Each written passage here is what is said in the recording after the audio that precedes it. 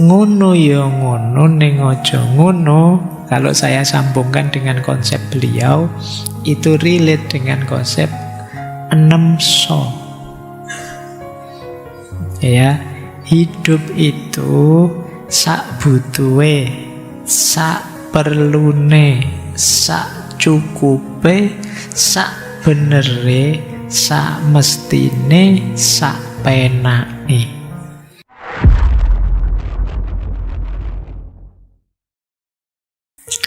Oke, ini laptop saja tahu batas. Masa kalian tidak? Sudah cukup, jangan diteruskan. Sudah hampir melampaui batas. Baik, jadi ini pentingnya ngerem ya. Kalau kita lupa batas, akan ada yang mengingatkan, ngono ya ngono, ning ojo ngono. Ya, kita belajar lagi. Personifikasi. Personifikasi itu peribahasa tadi, pitutur tadi, kira-kira gambarannya seperti siapa. Kalau dalam wayang itu mungkin ngono ya ngono ning aja ngono itu pas menggambarkan sosok seorang Semar. Jangan lupa kalau dalam cerita wayang, Semar ini dewa tertinggi yang punya kekuatan luar biasa. Kalau dia mau, tidak ada yang bisa melawan dia. Tapi dia sadar peran, maka dia tahu batasnya. Jadi Semar itu simbol kebijaksanaan yang tahu batas. Dia punya kesaktian luar biasa, lebih tinggi dari dewa-dewa, tapi dia tidak pernah pamer. Dia tidak pernah melampaui perannya hanya sebagai seorang abdi. Padahal dia kalau mau, kan senjata andalannya bahkan sekedar kentutnya saja. Orang punya kentut Semar, oh itu bisa selevel nuklir semester. Kira-kira begitu. Daya hancurnya luar biasa. Dia ngerti kalau dia sakti, dia sadar siapa yang bisa mengalahkan dia, tapi dia tidak sewenang-wenang. Dia tidak dumeh. Dia tahu kalau dia mau, dia bisa mengubah keadaan, tapi dia tetap merendah. Dia membiarkan manusia menjalani prosesnya. Karena lewat proses itulah manusia jadi matang.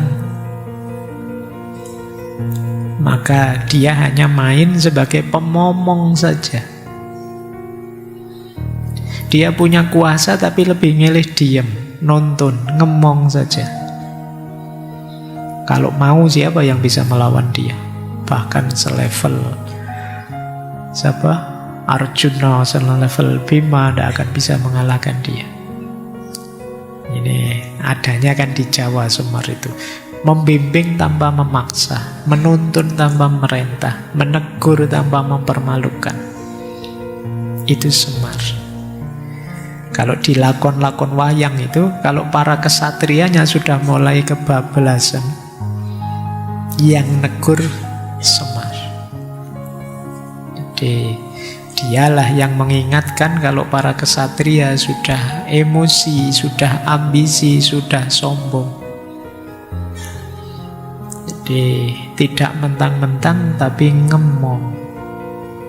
Itulah personifikasi seorang Semar. Nah, kayak dulu juga pernah kita bahas tentang sosok Semar ini sebagai simbol, sebagai personifikasi puncak spiritualitas Jawa. Saya lanjutkan. Nah, ini kebalikannya. Sebenarnya banyak sih, cuma saya ambil contoh ini ya. 3 orang ini, kalau di wayang Jawa, Bisma itu disebut Resi Bisma, Pandito Durna, gurunya Pandhawa dan Kurana, dan Adipati Karna. 3 orang ini orang-orang hebat semua. Sayangnya lupa batas. Orang-orang baik semua. sayangnya berlebihan. Itu yang jadi sumber kehancuran mereka. Bhisma itu bagus, luar biasa. Dia kesatria paling suci, paling kokoh pada janjinya, sangat setia pada sumpahnya untuk menjaga singgasana Hastinapura. Luar biasa dari sisi itunya. Tapi yo ning aja ngono. Karena terlalu kuat memegangi sumpah sampai ndak peduli baik dan buruk. Karena dia sumpahnya memegangi singgasana, siapapun yang ada di singgasana dia bela, termasuk kalau rajanya salah. Dia tahu Duryodhana yang Kurawa ndak adil. Dia tahu yang benar Yudhistira, tapi waktu perang dia tahu mana buruk, mana benar, mana salah, mana benar. Tapi dia tetap, karena sudah bersumpah memegangi tahta, dia tidak peduli bener salah. Nah ini ngono ya ngono, neng ojo ngono. Harus sadar situasi. Kalau situasinya berubah, ya kita bisa beradaptasi. Oke. Ada lagi Pendeta Durna. Kalau Pendeta Durna ini gurunya para kesatria. Ya sebagai guru, dia memang berhak dapat penghormatan, dapat materi, dapat kedudukan. Guru ya manusia biasa. Tapi Pandita Durna ini kalau dalam wayang Jawa kebablasan. Karena khawatir kehilangan kenyamanan, kenikmatan istana, posisi, penghormatan, dia jadi ketergantungan. Dia tidak mau melepaskan kenikmatan, ketergantungannya pada istana. Jadi dia tahu mana benar, mana salah, tapi tetap milih istana. Nah ini Durna. Jadi kalau ada ilmuwan, ilmunya tinggi, luar biasa dia, sulit dia dikalahkan, tapi lebih memihak istana, lupa benar salah, itu Pandita Durna dalam wayang Jawa. Nah yang ketiga Karna. Tahulah ya teman-teman yang nonton Mahabharata kan mestinya ngikuti ceritanya. Saya tidak tahu tapi kalian nonton apa enggak. Ya, tontonanmu drama Korea mestinya. Nah kalau Karna ini kan dia sebenarnya saudara tertuanya Pandhawa 5 yang waktu lahir dibuang, akhirnya diangkat oleh Saisnya Kreta. Nah karena dia diangkat oleh Saisnya Kreta, ya jadi anaknya Sais Kreta, kastanya rendah, harusnya dia kesatria, sehingga sejak kecil dia direndahkan. Sampai kemudian diangkat saudara oleh Duryodhana. Semua orang anggap dia rendah kecuali Duryodhana ini, sehingga dia kemudian sumpah setia, saya akan membelamu, saya jadi sahabatmu sehidup semati. Sampai titik ini bagus. Tapi begitu dia tidak peduli benar salah. Harusnya kalau sahabatnya salah itu diluruskan. Tapi dia lebih, karena saya sudah terlanjur bersumpah setia, ya apapun situasinya harus tetap saya bela sahabatku ini. Dan itu yang terjadi, dia akhirnya perang di pihak Kurawa. Ini 3 panglima perang paling hebat dalam wayang. Kalau 3 orang ini tidak ikut di kubunya Kurawa, mungkin perang besar-besaran itu tidak perlu terjadi.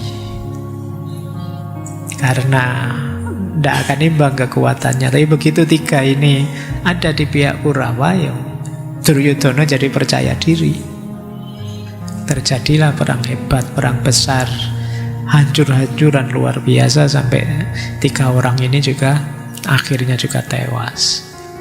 Ini contoh kebalikannya Semar tadi. Kalau Semar tadi ngerti sih ngono ya ngono, ning aja ngono, tapi mereka bertiga tidak. Baik, ngono ya ngono, ning aja ngono, hakikatnya adalah pelajaran tentang batas. Terakhir, ayo kita lihat apa sih yang dimaksud batas tadi. Tadi kan sudah filosofinya. Sekarang kita lihat ya prakteknya. Yang disebut batas itu apa? Yang pertama tentu saja yang jangan dilanggar karena batas adalah moral. Apa yang boleh, apa yang tidak boleh. Ini batas paling dasar ini. Mana benar, mana salah, mana adil, mana tidak adil, mana jujur, mana curang. Ini kita harus tegas. Batas moral. Membela diri boleh, tapi menzolimi tidak. Mengungkap kebenaran boleh, tapi melecehkan orang jangan. Marah manusiawi, tapi menyakiti orang tanpa alasan tidak. Mencari untung wajar, menipu tidak.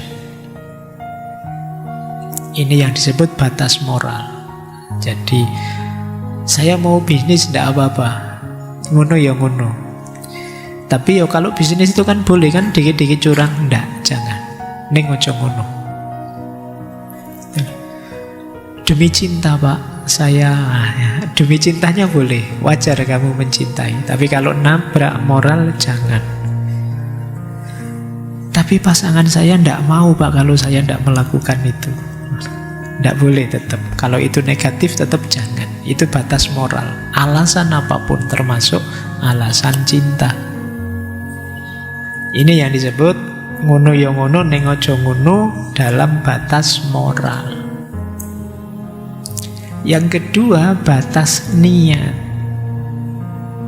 Batas niat itu motifnya. Jadi orang Jawa itu ya tidak hanya menilai jenis perbuatan benar salah. Niat juga tetap jadi parameter. Tindakan yang benar tapi niatnya salah, ya tetap salah. Aku membantumu sedekah padamu, niatku biar orang tahu bahwa kamu itu orang rendah, saya orang tinggi. Salah. Jadi niatnya salah, yang semula baik jadi salah. Saya belakangan rajin ngaji Pak. Nah, terus niatmu apa sekarang tanya? Itu nanti coba dicek. Ngaji yang semula baik bisa saja jadi negatif. Kenapa belakangan rajin ngaji? Kelihatannya sandalnya anak-anak sekarang itu kok keren-keren, mahal-mahal ya Pak. Misalnya, lu niatnya salah. Kalau usaha kamu sekedar nyari sandal. Jadi barang baik bisa saja jadi buruk kalau niatnya salah. Wah keren sekarang, ikut langsung terjun ke lapangan, bawa-bawa bantuan. Niatnya apa? Oke ya, lo perbuatannya baik, jenis perbuatannya positif. Tapi coba motifnya apa, niatnya apa, itu menentukan. Jadi niat juga jadi batas. Ya sih kamu rajin ya rajin, tapi kalau motifnya hanya pamer saja negatif. Jadi tekun bantu orang bagus, tapi kalau motifnya sekedar status tidak. Jadi ini juga batas. Yo ngono ning ojo ngono lah. Ya saya tahu bantu, tapi yo jangan segitunya lah dipamerkan. Jadi coba teman-teman melakukan apa saja, coba tanya. Apakah aku melakukan ini itu karena memang kebaikannya atau ada motif lain, ada ego lain. Apakah pamer, apakah dendam, atau murni untuk keluhuran. Jadi ini batas kedua yang ojo ngono. Batas ketiga, ojo ngono adalah batas kepatutan. Contextual propriety. Tidak semua yang benar itu pantas. Ada waktu, ada ruang, ada cara yang menentukan patut tidaknya. Contohnya, menegur itu benar. Kalau ada teman salah ditegur, bagus. Tapi tidak pantas kalau di depan umum. Nah, ini kepantesan. Tertawa boleh, tapi kalau pas layatan, nah, orang berduka cita kamu ketawa terbahak-bahak. Nah, bukan berarti ketawa itu salah atau dilarang. Tempatnya ndak pas. Ngono ya ngono, ning ojo ngono. Oke ya. Sikat gigi itu sehat, tapi jangan tengah-tengah ngaji gini kamu suikatan gigi gitu ya. Ya ndak pada tempatnya toh. Yo sana ke kamar mandi dulu kalau mau sikat gigi. Itulah ngono ya ngono, ning ojo ngono. Berdebat boleh, tapi kalau ini sedang orang mau gegeran, mau pukul-pukulan, kamu ajak debat ya tambah rame nanti. Jadi tidak sekedar gimana benarnya, tapi juga bagaimana patutnya, bagaimana pantesnya. Itu kepatutan. Nanti kepatutan itu dilengkapi dengan kewajaran. Wajaran itu keluwihan. Ini temannya bablas tadi, pasangannya bablas. Segala sesuatu ya harus pas. Ini batas kewajaran. Jadi ada kepatutan, ada kewajaran. Kalau patut itu nanti banyak berhubungan dengan rasa tadi. Kalau wajar itu berhubungan dengan ukuran, pas atau tidak pasnya. Kerja keras boleh, tapi jangan lupa kesehatan. Nah, ini pas. Mencintai boleh, tapi jangan sampai lupa diri. Bercanda boleh, tapi jangan saling menyakiti. Ini namanya batas kewajaran. Kepatutan itu lebih kualitas, kalau kewajaran itu kuantitas. Jadi kalau ada orang berlebihan secara kuantitas ya ngono ning ojo ngono. Ngaji tadi kalau saya lanjutkan sampai jam 12 tidak wajar. Dan mungkin juga tidak patut, salah cara. Kalian tidak tambah pinter tapi tambah stres. Kenapa? Tidak patut dan tidak wajar. Kayak ngingetin orang tadi, tapi di depan umum itu bisa jadi yang diingatkan malah tidak sadar, malah marah. Kesalahannya tidak dikoreksi, yang terjadi malah nambah masalah. Saya tiba-tiba ingat dulu waktu sesi kita di ulama besar Imam Ahmad bin Hambal. Satu ketika beliau ini menegur muridnya. Jadi murid beliau ini ustadz juga yang ngasih kajian di masjid. Nah, waktu muridnya ini ngasih kajian, Imam Ahmad ini melihat dari jauh. Ya bangga sih muridnya bisa ngajar. Cuma beliau melihat ada yang tidak pas ini dari cara muridnya ngajar. Tidak pasnya muridnya itu ternyata murid jamaahnya banyak, sebagian di luar kepanasan. Sementara muridnya ini ya karena ustadznya dapat tempat yang enak, nyaman, ada payungnya sehingga tidak kepanasan. Jamaahnya kepanasan, nah ustadznya nyaman, enak. Kadang-kadang di depannya itu ada minumnya, ada kelapa mudanya, ada. Kalau sekarang kan gitu, mobilnya wake.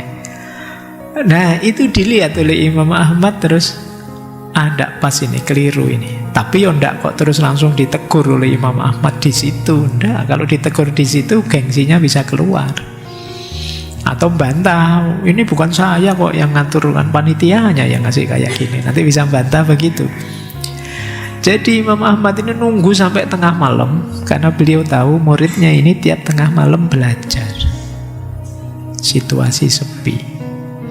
Beneran waktu tengah malam diketuklah pintu rumahnya. Ini muridnya kaget ini. Ini tengah malam ada yang ngetuk pintu, siapa? Waktu ditanya, ternyata jawabannya ya saya Ahmad. Kaget beliau, gurunya. Nah, waktu ditanya, wahai guru, ada kepentingan apa tengah malam begini kesini? Kata guru, nak, aku tadi lihat kamu ngajar, alhamdulillah. Tapi ada satu hal yang mau saya ingatkan, besok jangan begitu lagi. Kalau jamaahmu kepanasan, ya kamu harusnya ikut kepanasan. Kalau jamaahmu dingin, ya kamu harusnya dingin, tidak apa-apa. Jadi jangan nyari enakmu sendiri, jamaahmu kamu siksa. Sudah tahu jamaahnya kepanasan, malah yang ngaji dipanjang-panjangkan lagi, apalagi itu, tidak patut. Oke, dan betapa terharunya murid beliau. Kenapa? Negurnya tengah malam, yang tidak ada seorang pun tahu, bahkan keluarganya. Lebih masuk teguran seperti ini. Kalau kita kan hari ini kadang tegurannya tidak bermutu, itu pun ya disebar di medsos di mana-mana, minta dukungan kemana-mana. Kadang akhirnya yang ditegur malah tidak jadi sadar, jadinya marah, defensif, gegeran lah, rame. Ini yang disebut sadar batas kepatutan dan batas kewajaran. Ya, kita lanjutkan. Kemudian ada lagi sadar batas relasional, hubungan kita dengan orang lain. Jadi tindakan itu tidak hanya tentang aku, tapi juga tentang kita bersama. Batas relasional berarti kita melakukan apa saja atau mengatakan apa saja, ayo dipertimbangkan juga perasaan orang lain. Unggah-ungguh struktur sosial, hubungan emosional, dampak jangka panjang, itu juga harus diukur. Perasaan orang lain, misalnya kalau saya ngomong kayak gini, jangan-jangan temanku tidak berkenan karena saya tahu ini sensitif untuk dia. Ini empatik tadi. Atau struktur sosial. Struktur sosial itu posisiku apa, posisinya dia apa, maka cara mengingatkannya bagaimana. Ini namanya struktur. Hubungan emosional. Hubungan emosional itu ya kadang ini saudara, ini teman, ini orang lain, ini kerabat jauh. Orang yang tidak kenal sama sekali itu nanti tidak sama caranya. Juga dampak jangka panjangnya. Kalau saya ingatkan sekarang, dampaknya apa? Kalau saya undur seminggu lagi, kira-kira lebih bahaya atau kemungkinan dia sadar sendiri dan sebagainya. Ini namanya dampak jangka panjang. Intinya, sudut pandang orang lain, posisi orang lain juga kita pertimbangkan. Tidak sekedar ego kita. Jadi tidak sekedar tentang aku, tapi juga tentang kita. Ini minuman saya sudah mau habis. Teman saya sejak tadi nggak dapat jatah minum. Enaknya gimana ya? Itu mempertimbangkan yang lain. Saya mau ngambil lagi, tapi teman saya nggak dapat gelas, nggak dapat jatah. Kasihan ya, kayak gini. Saya ambillah, nanti saya bagi 2 misalnya. Nah, kayak gini mempertimbangkan hadirnya orang lain. Ya tentu saja Jawa tidak seperti Sartre ya. Kalau di Sartre itu orang lain adalah neraka misalnya. Tidak, kalau di Jawa orang lain itu sumber harmoni.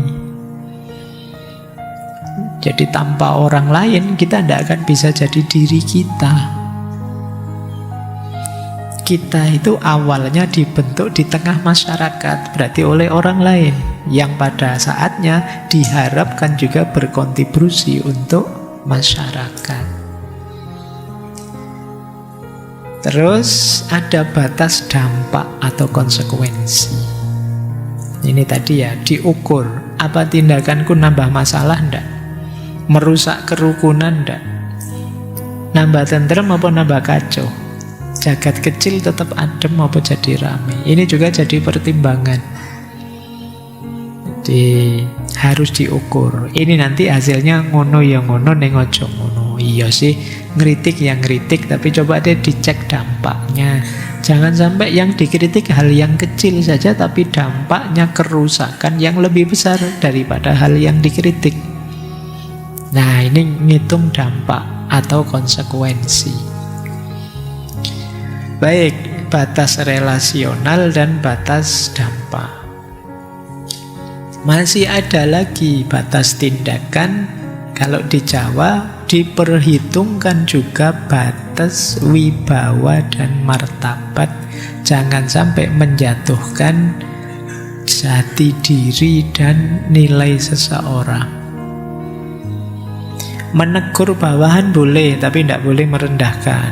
Mengkritik orang tua bisa sih, tapi yo bahasanya diatur. Bukan berarti tidak boleh. Boleh, tapi yo gaya bahasanya beda. Berdebat boleh sih, tapi tetap sopan. Ini yang disebut batas wibawa, batas martabat. Kenapa disebut batas martabat? Karena kalau kita nabrak ini, yang turun martabat kita sendiri.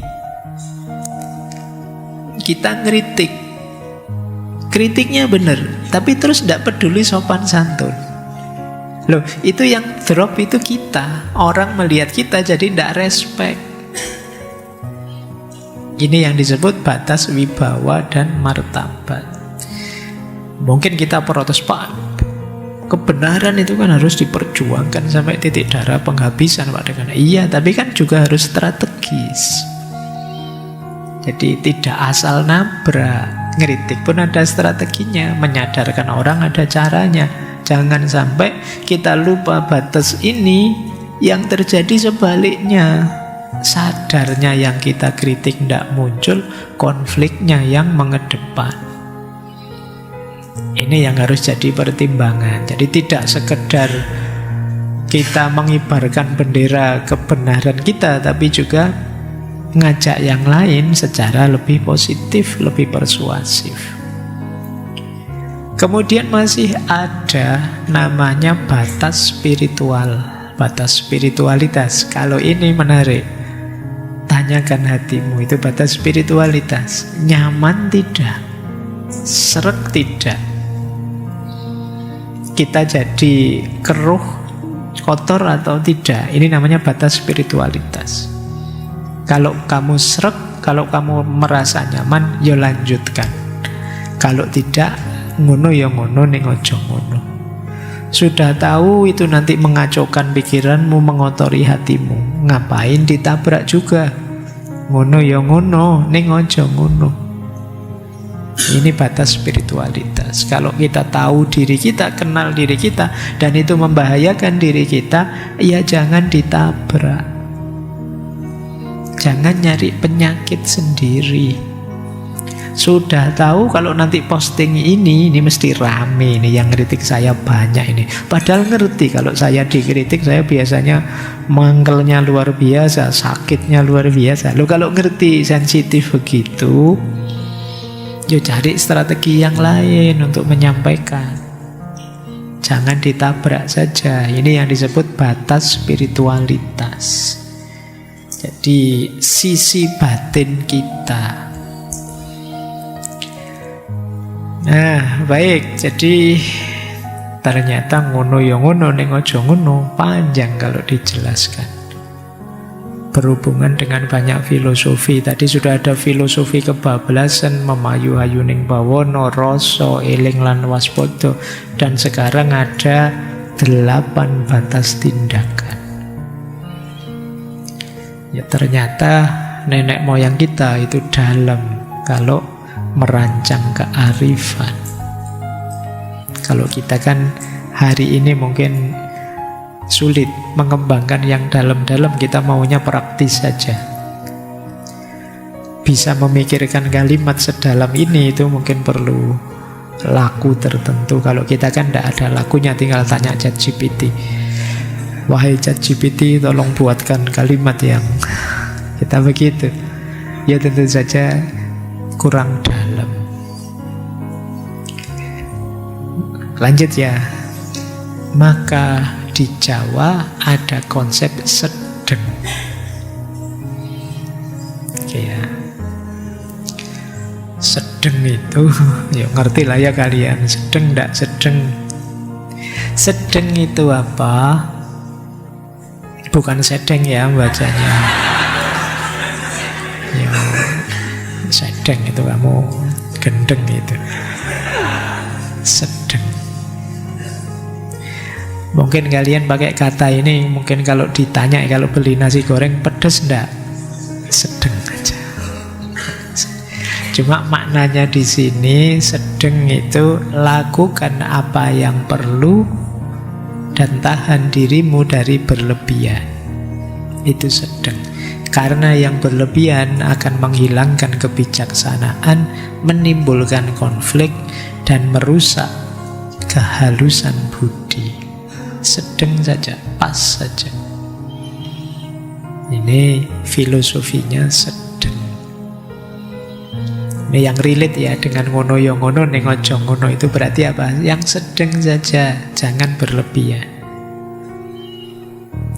Seandainya harus nuntun orang, seandainya harus menasehati orang, seandainya harus ngeritik mengarahkan orang, ambil strategi.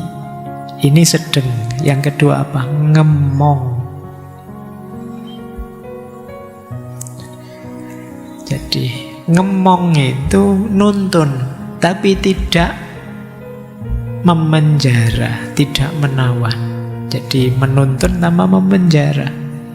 Membiarkan orang berjalan sejauh yang ia mampu, sambil dengan kelembutan menjaga agar kaki orang ini tidak melampaui batas yang bisa melukai dirinya, melukai sesamanya, maupun melukai semesta. Ini yang disebut ngemong. Jadi ngemong itu, kalau kalian ngomong anak kecil, ngemong itu kan kalian awasi. Terserah dia mau jalan kemana, mau main kemana boleh, kalian ngawasi. Tapi kalau nanti sudah melakukan yang bahaya, kalian hentikan. Menghentikannya tidak dengan keras, tapi dengan lembut. Karena kalau dengan keras, anak ini bisa tantrum, bisa nangis. Itu namanya ngemong.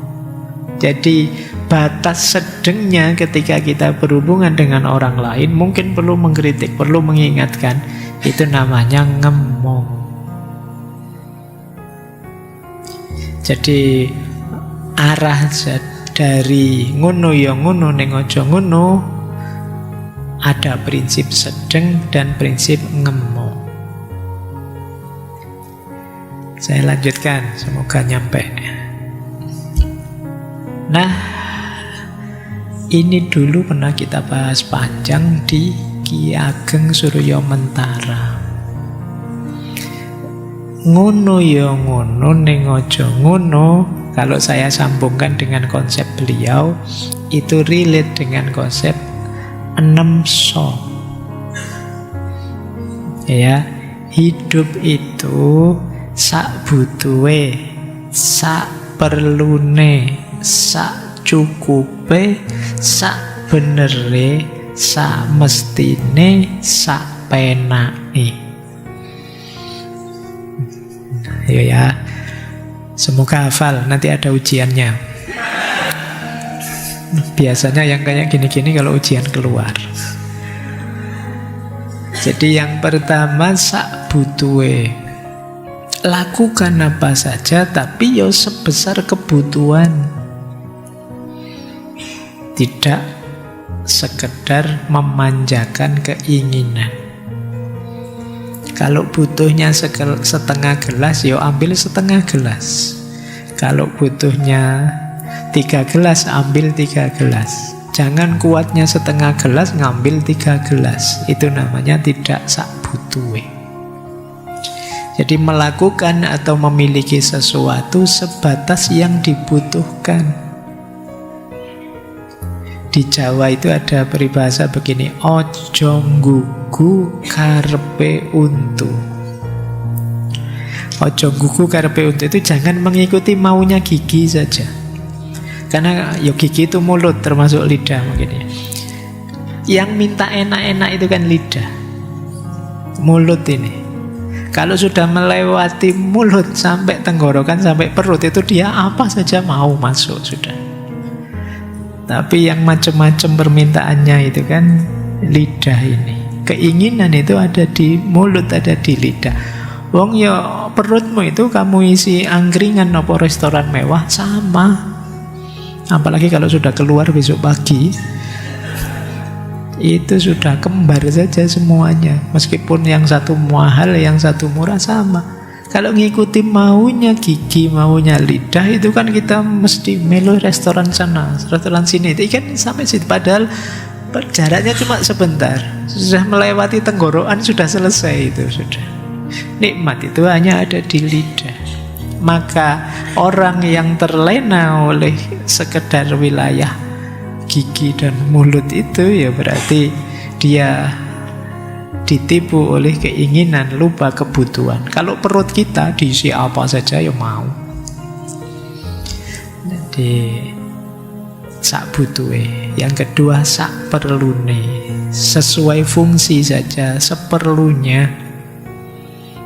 Tidak membesar-besarkan hal kecil, tidak menganggap remeh hal besar. Kalau memang perlunya mobil, ya mobil lah. Kalau belum perlu motor saja cukup, ya motor. Itu namanya sak perlu nih. Jadi jangan berlebihan. Yang ketiga, sak cukupe. Pas saja, yang moderat. Jadi sak cukupe itu tidak kurang, tidak lebih. Berhenti pada titik yang pas. Kemudian sak benere. Sak benere itu bukan sak karepe ya. Sak benere itu yang benar saja, sesuai kenyataannya, objektif saja. Jadi jujur pada realitas. Tidak sekedar membenarkan mau kita. Jadi sak benere itu berdasarkan kenyataan objektif, bukan berdasarkan pembenaran yang kita lakukan. Itu sak bener. Kadang-kadang kita itu keinginan kita dulu, pembenarannya belakangan. Pembenaran pasti bukan kebenaran.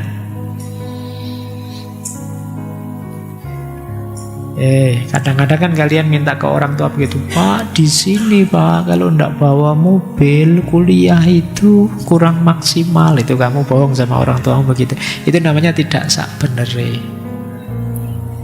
Wah, kalau di Jogja Pak 5 juta enggak cukup Pak 1 bulan misalnya gitu. Wah, temanmu padahal cuma dikirimi orang tuanya 1 juta, ya cukup saja. Kamu enggak cukup, kamu enggak sebenarnya, dan tidak secukupnya, tidak seperlunya, tidak sebutuhnya. Kemudian sak mestine. Sak mestine itu sewajarnya saja. Ini tadi kategori sewajarnya, sepantasnya, sesuai tempatnya, waktunya, orangnya, suasananya, semestinya saja. Jangan aneh-aneh misalnya. Sak mestine saja. Ada orang yang nikah sampai menghabiskan biaya MM-an, ndak sak mestine. Wong nikah itu gratis juga bisa. Kalian tinggal datang ke AUA, nanti di sana diajari tepuk sakinah itu, lo kan itu gratis dan gembira kamu di sana, itu paling enggak itu bisa latihan tepuk itu. Jadi mestinya sewajarnya sajalah. Kita batasi setiap tindakan ini, tempatnya gimana, waktunya gimana, ruangnya cocok apa enggak, suasananya cocok apa gimana, dan sebagainya. Makanya kalau ada yang tanya, Pak Faiz kalau pas ngaji kok enggak pakai kopiah, apa pakai jubah, apa pakai atut, pakai yang wow gitu, ya jawab saya sak mestinya saja. Wong yang saya hadapi ya kayak gini-gini ini. Nanti kalau saya pakai jubah kamu ngeri, wah ngeri ini mesti. Enggak. Rencananya karena memang ngobrol, ini bukan pengajian. Sak mestinya. Kemudian yang keenam, sak penai. Sak penai itu bukan suka-suka ya, tapi maksudnya senyamanmu. Tidak dilakukan dengan terpaksa, tidak memaksa diri, juga tidak cuek. Senyamannya saja. Nyamanmu bagaimana? Jangan melakukan yang tidak nyaman, nanti kamu tersiksa. Peduli sama orang, tidak peduli sama dirinya sendiri juga jangan. Ambil nyamannya. Kalau kita bisa ngambil 6 rumus, 6 so ini dari Ki Ageng Surya Mataram, hidup kita akan jauh lebih bahagia, lebih tentram. Yang sering merepotkan hidup ini adalah keinginan yang tidak terkendali, yang tidak seharusnya, tidak seperlunya, secukupnya, sebenarnya, semestinya. Kalau kita bisa ngambil 6 rumus ini, insya Allah hidup jauh lebih nyaman, lebih bahagia. Inilah 6 so. Ya nanti direnungi ya, hidupku seperti ini ndak. Nanti boleh kalian banding dengan sesi gaya hidup minimalis. Dulu kita pernah membahas minimalisme. Yang disampaikan oleh beliau menurut saya dekat dengan itu. Bukan gaya hidup bermewahan, berlebihan yang sering jadi problem kita hari ini. Baik, jadi teman-teman, ngono ya ngono, ning aja ngono berarti biarkan hati bergerak sebagaimana angin, tapi jangan biarkan dia menjadi badai yang merusak sunyinya orang lain. Boleh kamu begitu, tapi tahu batas. Senang-senanglah menikmati hidup, tapi jangan sampai senang-senangmu membuahkan kesedihan, kesulitan dalam hidupnya orang lain. Kejahatan tumbuh bukan dari absennya pikiran, tapi dari manusia yang lupa bahwa segala sesuatu ada ukuran. Ya, disimpulkan sejak awal tadi, orang yang lupa batas adalah orang yang abai ukuran, baik di level batin maupun lahir, baik kuantitas maupun kualitas. Seperti saya bilang tadi, kurang ya jelek, lebih juga jelek. Keutamaan itu ada di paradigma pas. Dipaskan saja akan membahagiakan. Telat itu membuat kita sedih. Terlalu awal juga membuat kita gelisah. Kayak kalian ngaji ini, datang paling awal belum ada siapa-siapa, tolah-tolehlah kamu. Ini libur apa enggak ya? Kok enggak dimulai-mulai gelisah? Tahu telat. Telat juga, waduh sudah dimulai setengah jam saya baru nyampe. Jangan-jangan yang penting yang di depan, yang di belakang. Yang enak pas. Sampai sini kok ya pas, kopinya siap, saya datang, macam itu pas. Apa-apa yang pas itu lebih enak. Ini sebenarnya kalau dikaitkan dengan tradisi filsafat, banyak berhubungan dengan filsafat jalan tengah. Dan itu khas Jawa, memang segala sesuatu itu jangan berlebihan. Ngono ya ngono, ning ojo ngono. Oke, saya kira itu ya malam hari ini tentang kearifan Jawa. Hidup yang tahu batas, hidup yang membawa kita pada kebahagiaan batin. Oke, malam hari ini cukup. Insya Allah minggu depan kita lanjutkan dengan filsafat ketidakpastian. Janno tan keno kiniro. Kurang lebihnya mohon dimaafkan. Wallahul muwaffiq. Wallahu a'lamu bissawab. Wassalamualaikum warahmatullahi wabarakatuh.